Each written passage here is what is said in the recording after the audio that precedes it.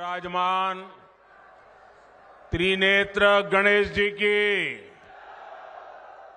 चौथ माता की, पपलाज माता की, मीन भगवान की, देवनारायण भगवान की, देवधाम जोधपुरिया की, शिवाड़ ज्योतिर्लिंग महादेव की, डिग्गी कल्याण जी की, राम राम सा। आज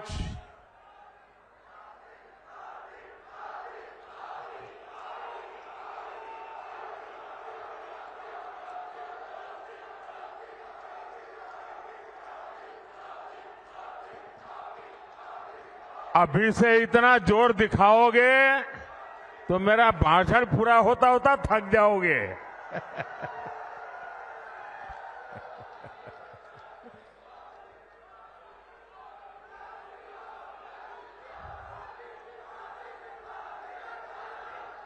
मैं माताओं बहनों को विशेष प्रणाम कर रहा हूं, वो आज और जुस्से में दिख रही है। भारत माता की, भारत माता की। भैया, आपका प्यार, आपके आशीर्वाद, आपके उत्साह, सब कुछ मुझे पहुंच गया।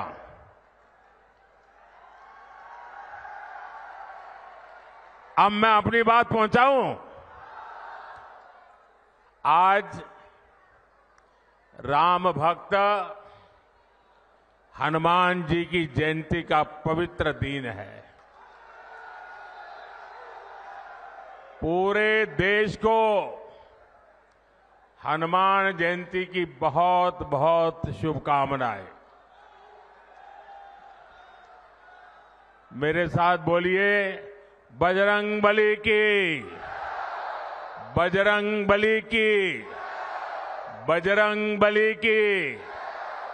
और मैं आप सबका भी आभारी हूं कि आज आपने मुझे गदा देकर के बजरंग बली की जय करने का अवसर दे दिया।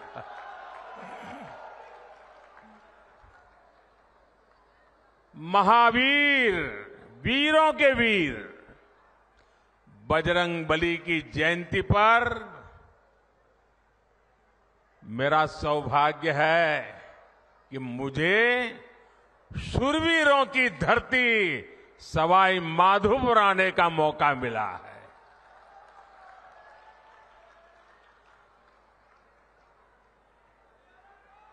चुनाव के दिन है, एक दिन में 2-2, 3-3 स्टेट में जाना होता है और इसलिए सभा के समय से भी पहले यहां सभा का समय मैंने दे दिया था और मैं देख रहा हूं वहां से हुजूम का हुजूम अभी आ ही रहा है। पूरा जुलूस वहां से आ रहा है।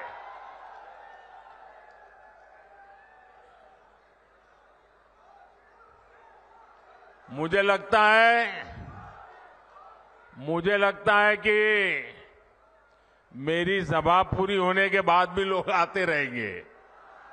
तो जो अभी पहुंच नहीं पाए हैं, रास्ते में दिख रहे हैं, मैं उनकी क्षमा मांगता हूं, क्योंकि मुझे तो इंतजार नहीं कर सकता, आगे चलना पड़ेगा। लेकिन ये मैं जो उत्साह देख रहा हूं, उसमें एक मजबूत भारत के लिए आशीर्वाद है। इसलिए हर तरफ यही गूंज है, फिर एक बार, फिर एक बार, फिर एक बार। साथियों, हमारे राजस्थान ने सदियों से सीमा पर खड़े मजबूत प्रहरी की तरह देश की रक्षा की है। राजस्थान ये बखूबी जानता है कि सुरक्षित राष्ट्र और स्थायी सरकार ये कितनी जरूरी होती है। इसलिए चाहे 2014 हो या 2019 हो, राजस्थान ने एकजुट होकर देश में भाजपा की ताकतवर सरकार बनाने के लिए अपना आशीर्वाद दिया था। आपने 25 की 25 सीटें भाजपा को जीत करके झोली भर दी थी। एकजुटता ही, एकता ही राजस्थान की सबसे बड़ी पूंजी है। याद रखिएगा, जब जब हम बटे हैं तब तब देश के दुश्मनों ने फायदा उठाया है। अब भी राजस्थान को बांटने की, यहां के लोगों को बांटने की पूरी कोशिशें हो रही हैं। इससे राजस्थान को सावधान रहने की जरूरत है। साथियों, एक स्थिर और ईमानदार सरकार देश के विकास के लिए क्या कुछ कर सकती है, ये पिछले 10 वर्षों में सबने देखा है। भारत आज दुनिया की सबसे तेजी से बढ़ती हुई बड़ी अर्थव्यवस्था है। पिछले 10 साल में 25 करोड़ लोग गरीबी से बाहर निकले हैं। ये बहुत बड़ा काम हुआ है। इतना बड़ा काम कैसे संभव हुआ? कैसे हुआ ये? इतना बड़ा काम कैसे संभव हुआ?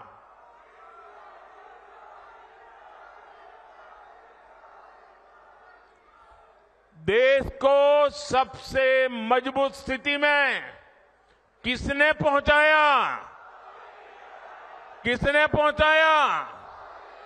माताएं बहनें बताएं, किसने पहुंचाया? ये आपकी उदारता है, आपका प्रेम है, आपके आशीर्वाद है कि आप सारी क्रेडिट मोदी को दे रहे हैं। लेकिन सच्चाई ये है कि ये जो कुछ भी हुआ है ना, वो आपके एक वोट की ताकत के कारण हुआ है, आपके कारण हुआ है। जो 25 करोड़ लोग गरीबी से बाहर निकले हैं ना, वो जो पुण्य है, उस पुण्य के हकदार आप हैं। जिस गरीब को पक्का घर मिला है, उसका जो पुण्य है, उस पुण्य के हकदार आप हैं।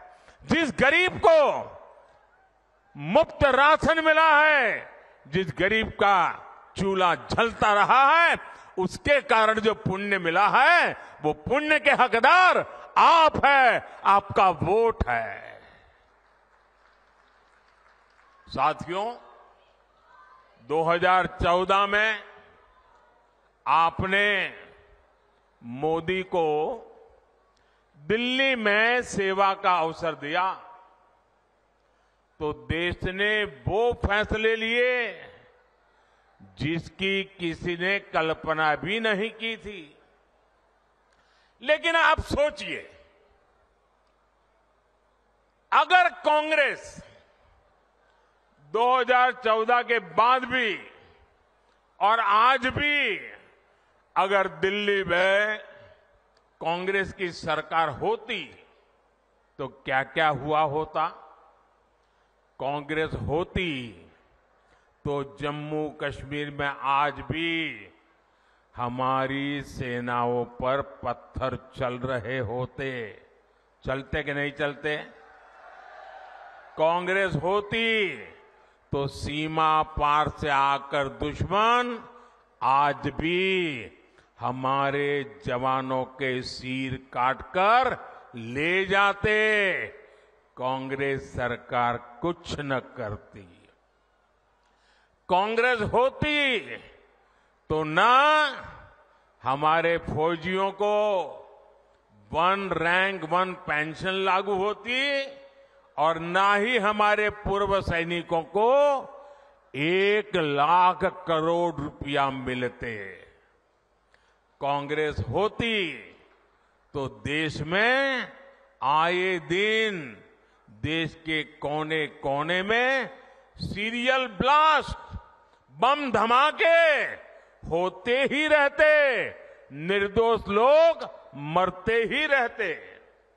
कांग्रेस ने तो राजस्थान में जो सीरियल ब्लास्ट हुए थे, बम धमाके हुए थे, उन दोषियों को बचाने का घोर पाप भी किया है।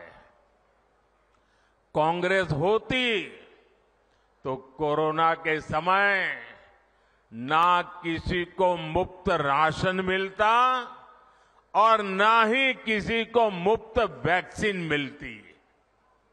कांग्रेस होती तो देश में महंगाई से हाहाकार मचा होता।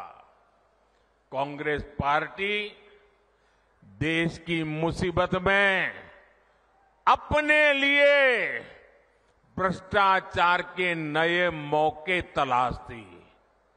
और राजस्थान के मेरे भाइयों और बहनों, आप लोग तो कुछ महीने पहले ही कांग्रेस के पंजे से मुक्त हुए हैं। कांग्रेस पार्टी ने सत्ता में रहते हुए जो जख्म दिए वो राजस्थान के लोग कभी भी भूल नहीं सकते। कांग्रेस ने महिलाओं पर अत्याचार के मामले में राजस्थान को नंबर 1 बना दिया था। और दुर्भाग्य देखिए, कांग्रेस के लोग विधानसभा में बेशर्मी के साथ कहते थे कि ये तो राजस्थान की पहचान है। अरे डूब मरो, ये शोभा नहीं देता है, ये शोभा नहीं देता है आपको। टोंक में किन असामाजिक तत्वों के कारण यहां की इंडस्ट्री बंद हो गई, ये भी आप जानते हैं। लेकिन आपने हमारे भजनलाल जी को सेवा करने का मौका दिया है। और जब से भजनलाल जी और उनकी टीम काम पे लगी है, माफिया, अपराधी राजस्थान छोड़कर भागने पर मजबूर है।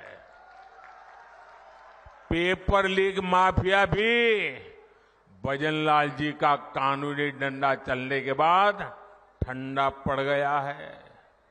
जबकि अभी तो इन्हें सिर्फ 3-4 महीने ही भजनलाल जी और उनकी टीम को हुआ है। जो अपराधी धोखे में है वो जान ले, ये भजनलाल जी है। अभी तो भजनलाल सरकार की गाड़ी चलनी शुरू हुई है, अभी तो टॉप गियर में आना बाकी है।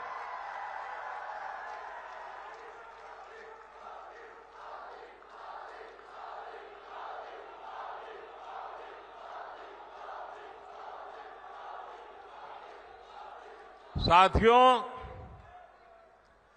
आज हनुमान जयंती पर आपसे बात करते हुए मुझे कुछ दिन पहले की एक तस्वीर भी याद आ रही है। हो सकता है आप में से बहुतों तक ये खबर नहीं पहुंची होगी, मीडिया का काम था ये बात पहुंचाए, लेकिन नहीं पहुंचाई होगी। वो तस्वीर है कांग्रेस के शासन वाले कर्नाटका की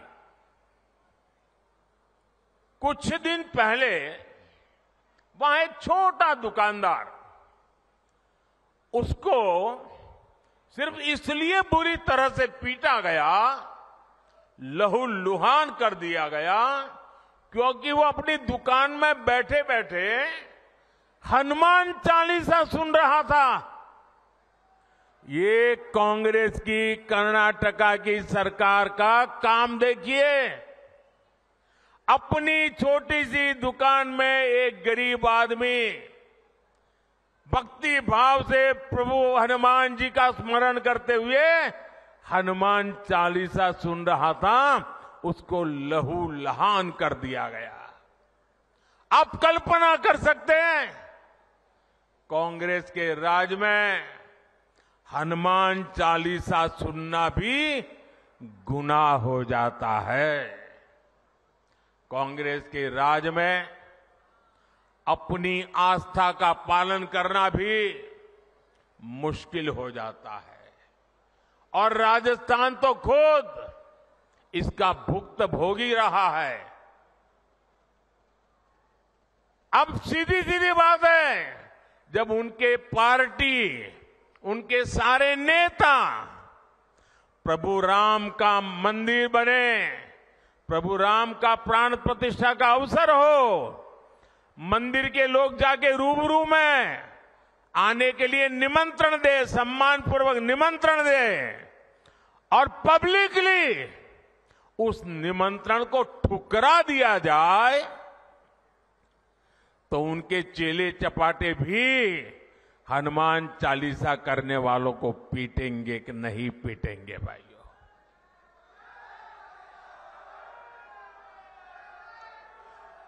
कुछ दिन पहले ही रामनवमी बीती है। कांग्रेस के जाने के बाद पहली बार शांति से शोभा यात्रा निकली है पूरे राजस्थान में, वरना पहले और चुनाव की आपाधापी गर्मी होने के बावजूद भी कांग्रेस ने तो, और हमारे यहां तो सूरज की पहली किरण का स्वागत भी राम राम सा से होता है। राम राम सा, कोई किसी को मिले तो पहले मुंह से निकलता है राम राम सा। कांग्रेस ने तो राम राम सा कहने वाले राजस्थान में राम नवमी पर प्रतिबंध लगा दिया था।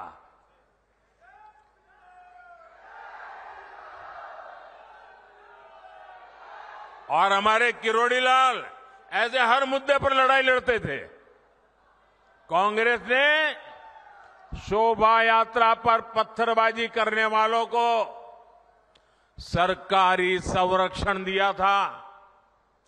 इसी कांग्रेस पार्टी ने तुष्टीकरण के लिए मालपुरा, करौली, छबड़ा, टोंक, जोधपुर को दंगों की आग में झोंक दिया था।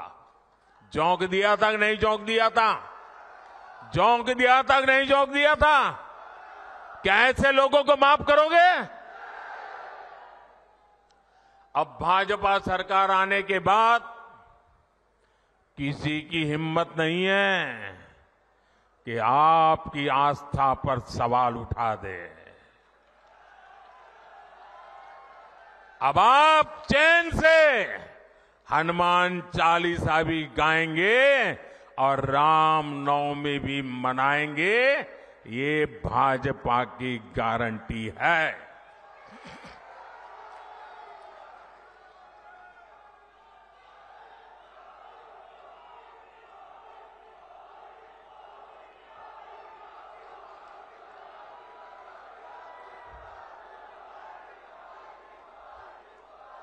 साथियों, अभी परसों जब मैं राजस्थान आया था तो मेरा एक 1.5 मिनट का भाषण, 90 सेकंड का भाषण, और मैंने कुछ सत्य देश के सामने रखा।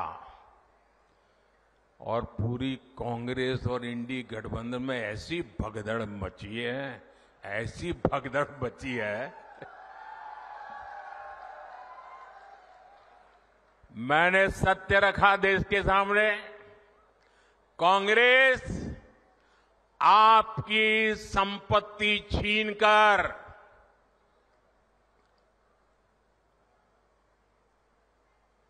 उनके खास लोगों को बांटने की गहरी साजिश रचकर बैठी है। 2-3 दिन पहले मैंने कांग्रेस की इस वोट बैंक की राजनीति, तुष्टीकरण की राजनीति का पर्दाफाश किया था। इससे कांग्रेस और उसको सिस्टम में उनको इतनी मिर्ची लगी है, इतनी मिर्ची लगी है कि वो हर तरफ गालियां देने में टूट पड़े। जो आए वो मोदी को गाली दे रहा है। मैं कांग्रेस से जानना चाहता हूं, आखिर कांग्रेस सच्चाई से इतना डरती क्यों है? कांग्रेस क्यों अपने नीतियों को ऐसे छिपाने में लगी है? जब आपने नीति बनाई है, निर्णय लिया है, तो अब जब मोदी जी ने खुल करके राज रख दिया, आपका हिडन एजेंडा बाहर आ गया, तो अब कांप रहे हो? अरे हिम्मत है तो स्वीकार करो, हम आपसे मुकाबला करने के लिए तैयार हैं।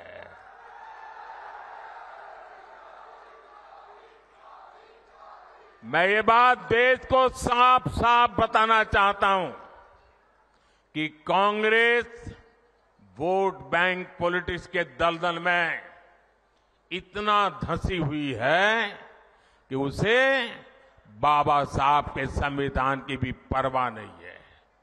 और आपको पता होगा, उन्होंने मैनिफेस्टो में तो लिखा है कि आपकी संपत्ति का सर्वे करेंगे। हमारी माताओं बहनों के पास जो स्त्री धन होता है, जो मंगलसूत्र होता है, उसका सर्वे करेंगे। और फिर उनके एक नेता ने तो भाषण में कहा, एक्सरे किया जाएगा, एक्सरे किया जाएगा। मतलब आपके घर में अगर बाजरे के अंदर डिब्बे में भी कुछ रखा है तो वो भी एक्सरे करके खोजा जाएगा। दीवार में कहीं रखा है तो उसको भी एक्सरे करके खोजा जाएगा। पूरा एक्सरे करने वाले की घोषणा की है और उनके नेता ने पब्लिकली कहा है। और फिर आपकी सारी संपत्ति, जरूरत से ज्यादा जो भी होगा वो उनका कब्जा करेगी उनकी सरकार, कहते हैं, और फिर लोगों को बांट देंगे। अगर आपके पास 2 घर है, यहां गांव में घर है, और बच्चों के लिए आपने जयपुर जोधपुर में अगर एक छोटा फ्लैट ले लिया है, तो एक्सरे करेंगे कि भाई 2 घर है, एक वापस दो, सरकार को दे दो। बताइए, आपको मंजूर है क्या? ये मंजूर है क्या? क्या स्त्री धन पर हाथ लगा सकते हैं क्या? क्या मंगलसूत्र पर हाथ लगा सकते हैं क्या? ये पंजे की ये ताकत, भाइयों बहनों, राजस्थान में से एक भी पंजा बचना नहीं चाहिए भाइयों। अब देखिए, कांग्रेस पार्टी ने संविधान के साथ, बाबा साहब आंबेडकर के दिए हुए संविधान के साथ किस प्रकार से खिलवाड़ करने की कोशिश की। इस देश के में जब संविधान बना तब धर्म के आधार पर आरक्षण का घोर विरोध हुआ था, ताकि हमारे एससी, एसटी, ओबीसी समुदाय को सुरक्षा मिलती रहे। लेकिन उन्होंने, मनमोहन सिंह जी ने भाषण किया था और उस सभा में मैं मौजूद था मुख्यमंत्री के नाते, मुस्लिमों का देश के संसाधनों पर पहला हक है, ये मनमोहन जी का बयान है। और ये संयोग नहीं था और ये अकेला बयान नहीं था। कांग्रेस पार्टी की सोच हमेशा से तुष्टीकरण की रही है, वोट बैंक की राजनीति की रही है। 2004 में जैसे ही कांग्रेस की केंद्र में सरकार बनी, उसके सबसे पहले किए गए कामों में था, सबसे पहला काम था चुनाव जीतने के बाद आंध्र प्रदेश में एससी एसटी के रिजर्वेशन में से कमी करके मुसलमानों को रिजर्वेशन देने का प्रयास। ये एक पायलट प्रोजेक्ट था जिसे कांग्रेस पूरे देश में आजमाना चाहती थी। 2004 से 2010 के बीच कांग्रेस ने 4 बार आंध्र प्रदेश में मुस्लिम रिजर्वेशन लागू करने की कोशिश की, लेकिन कानूनी अड़चनों की वजह से, सुप्रीम कोर्ट की जागरूकता के कारण वो अपने मंसूबा जो लेके चले थे वो पूरे नहीं कर पाए। 2011 में कांग्रेस ने इसे देश में लागू करने की कोशिश की। एससी एसटी को और ओबीसी को मिला हुआ अधिकार छीन करके वोट बैंक की राजनीति के लिए औरों को देने का खेल किया। कांग्रेस ने इतने प्रयास ये जानते बूझते किए कि ये सब संविधान की मूल भावना के खिलाफ था, लेकिन कांग्रेस ने संविधान की परवाह नहीं की, बाबा साहब आंबेडकर की परवाह नहीं की। जब कर्नाटका की बीजेपी सरकार ने, जब हमें मौका मिला तो हमने पहला काम किया, उन्होंने जो एससी एसटी से छीन करके मुस्लिम कोटा निकाला था उसको हमने खत्म कर दिया और जिनका हक था उनका हित सुरक्षित रखा। तो कांग्रेस पूरे देश में आग बबूला हो गई। ये मोदी समझता क्या है? अरे मोदी संविधान को समझता है, मोदी संविधान को समर्पित है, मोदी बाबा साहब आंबेडकर की पूजा करने वाला व्यक्ति है। साथियों, सच्चाई ये है कि कांग्रेस और इंडिया अलायंस जब सत्ता में था तो ये लोग दलितों पिछड़ों के आरक्षण में सेंधमारी करके वोट बैंक पॉलिटिक्स के लिए उनकी खास जमात को अलग से आरक्षण देना चाहते थे, जबकि संविधान इसके बिल्कुल खिलाफ है। आरक्षण का जो हक बाबा साहब ने दलित, पिछड़ों और आदिवासियों को दिया, कांग्रेस और इंडिया अलायंस वाले उसे मजहब के आधार पर मुसलमानों को देना चाहते थे। मैं कांग्रेस को पूछना चाहता हूं, क्या कांग्रेस ऐलान करेगी कि संविधान में दलितों, पिछड़ों के आरक्षण को, आदिवासियों के आरक्षण को कम करके वो इसे मुसलमानों को नहीं बांटेंगे? जरा वह देश की जनता को वादा करो।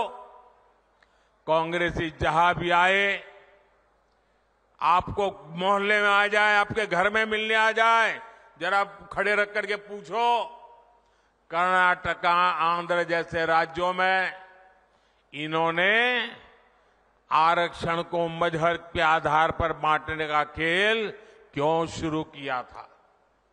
साथियों, कांग्रेस की इन साजिशों के बीच मोदी आज आपको खुले मन से गारंटी दे रहा है, दलितों, पिछड़ों और आदिवासियों का आरक्षण न खत्म होगा। ये मोदी की गारंटी है। आरक्षण न खत्म होगा और न ही उसे धर्म के नाम पर बांटने दिया जाएगा। ये मोदी की गारंटी है। 2020 में आरक्षण की संवैधानिक समय सीमा खत्म हो रही थी और उस समय आपने मोदी को सेवा के लिए बिठाया हुआ था। ये मोदी है जिसने दलितों, आदिवासियों का आरक्षण और 10 साल के लिए बढ़ा दिया था। साथियों, कांग्रेस कभी भी विकास के मुद्दे पर चुनाव नहीं लड़ती। कांग्रेस पार्टी ने इतने दशकों तक आपको पीने के साफ पानी जैसी जरूरत तक से वंचित रखा।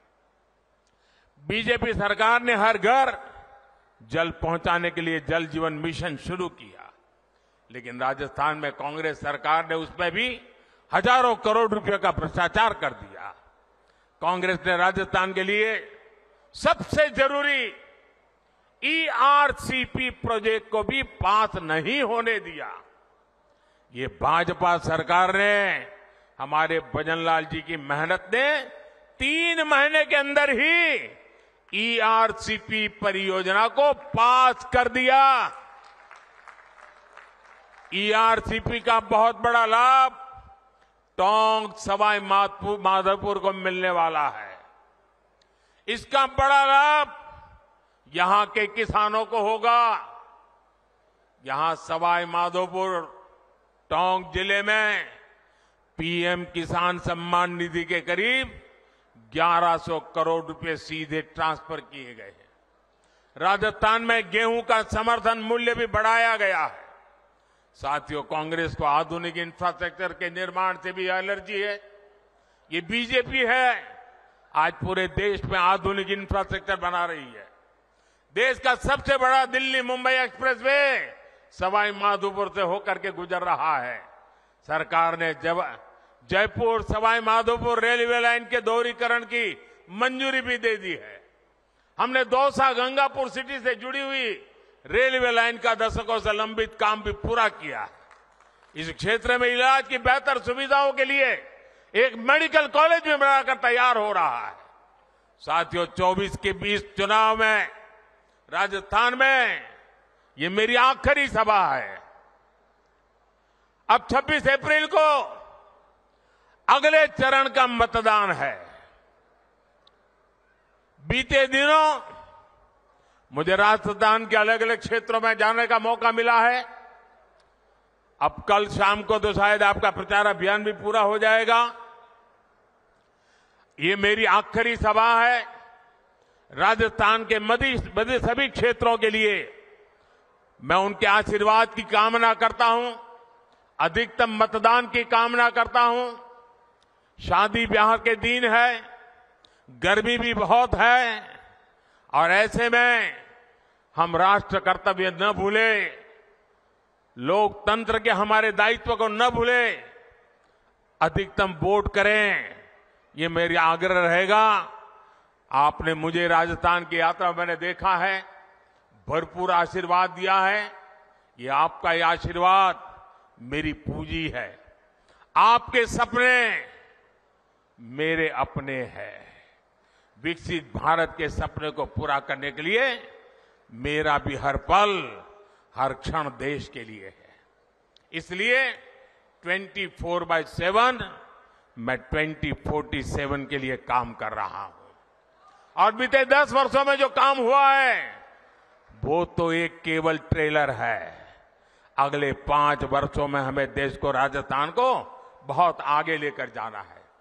मेरा अनुरोध है, आप रिकॉर्ड संख्या में कमल के आगे का बटन दबाकर भाई सुखबीर सिंह जौनपुरिया समेत सभी बीजेपी उम्मीदवारों को संसद में भेजें।